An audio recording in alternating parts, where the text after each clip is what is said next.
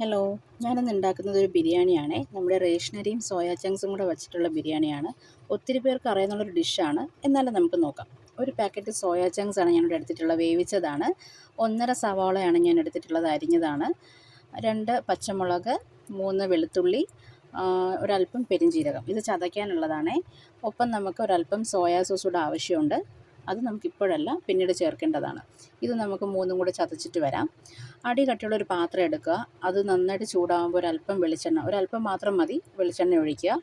ഒഴിച്ചതിന് ശേഷം നമ്മൾ ചതച്ച് വെച്ചിട്ടുള്ള കൂട്ടെല്ലാം അതിലേക്ക് ചേർത്ത് നന്നായിട്ട് വഴറ്റി കൊടുക്കുക. എല്ലാം ലോ ഫ്ലെയിമിൽ വെച്ചിട്ട് വേണം ചെയ്യാനായിട്ട്.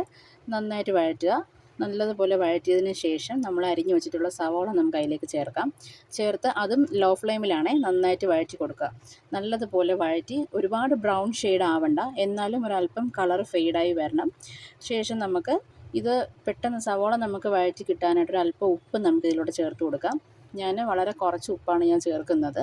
ബാക്കി ഞാൻ ചോറൊക്കെ വേവിച്ചപ്പോൾ നല്ലതുപോലെ ഉപ്പൊക്കെ ഇട്ടിട്ടുണ്ടായിരുന്നു. ഇനി നമുക്കിതിലേക്ക് സോയാ ചങ്ക്സ് നമുക്ക് ചേർത്ത് കൊടുക്കാം. ചേർത്ത് നന്നായിട്ട് ഇളക്കി യോജിപ്പിക്കുക. നല്ലതുപോലെ നമ്മൾ നേരത്തെ ചതച്ച് വെച്ചിട്ടുള്ള കൂട്ടൊക്കെ ചേർത്തിട്ടുണ്ടായിരുന്നു. അപ്പോൾ അതെല്ലാം കൂടെ ഇതിൻ്റെ കൂടെ നന്നായിട്ട് മിക്സായിട്ട് തന്നെ വരണം. ഇനി നമുക്ക് വേണ്ട പൊടികൾ എന്തൊക്കെയാണെന്ന് നോക്കാം. ചിക്കൻ മസാലയാണ് ഞാൻ എടുത്തിട്ടുള്ളത്. കുരുമുളക് പൊടി, ഒരല്പം ഗരം മസാലപ്പൊടി, രമ്പേലയാണ് ഞാൻ എടുത്തിട്ടുള്ളത്.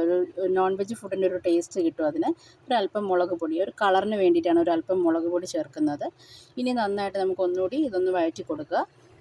എല്ലാം തീ കുറച്ചിട്ടിട്ട് വേണം ചെയ്യാൻ, ലോ ഫ്ലെയിമിലാണ് ചെയ്യേണ്ടത്.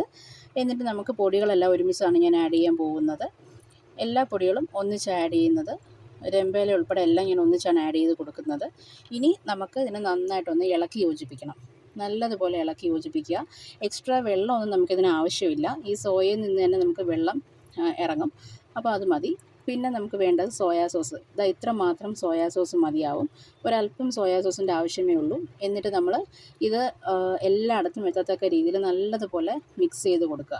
സോയാ ചങ്ക്സും സവോള നമ്മൾ ആഡ് ചെയ്തതും സോയാ സോസും ഇതെല്ലാം കൂടെ നന്നായിട്ട് മിക്സ് ചെയ്യുക. ചോറ് ഞാനിവിടെ വേവിച്ച ചോറാണ്, ഉപ്പിട്ട് വേവിച്ചതാണ്. നല്ല തണുത്തതിന് ശേഷം മാത്രമേ നമ്മളിതിലേക്ക് ആഡ് ചെയ്യാൻ പാടുള്ളൂ. ചൂട് ചോറ് ഒരിക്കലും ആഡ് ചെയ്യരുത്, നമുക്ക് കറക്റ്റ് പെർഫെക്ഷനോട് നമുക്ക് കിട്ടത്തില്ല. ഇനി നമുക്ക് ഒരല്പം നമുക്ക് ചോറിട്ട് നമുക്കൊന്ന് ഇളക്കി യോജിപ്പിച്ച് കൊടുക്കാം. നല്ലതുപോലെ മിക്സ് ചെയ്ത് എല്ലായിടത്തും ആ ചോറിൻ്റെ എല്ലാ സൈഡിലും മസാല എത്തത്തക്ക രീതിയിൽ നല്ലതുപോലെ മിക്സ് ചെയ്തതിന് ശേഷം മാത്രമേ നമ്മൾ സെർവ് ചെയ്യാൻ പാടുള്ളൂ. നല്ലപോലെ മിക്സ് ചെയ്ത് 2 മുതൽ 5 മിനിറ്റ് വരെ നമുക്ക് ലോ ഫ്ലെയിമിൽ നമുക്ക് ഇട്ടേക്കാം. ഇട്ട് വീണ്ടും ഒന്നുകൂടെ ഒന്ന് ഇളക്കി യോജിപ്പിക്കുക.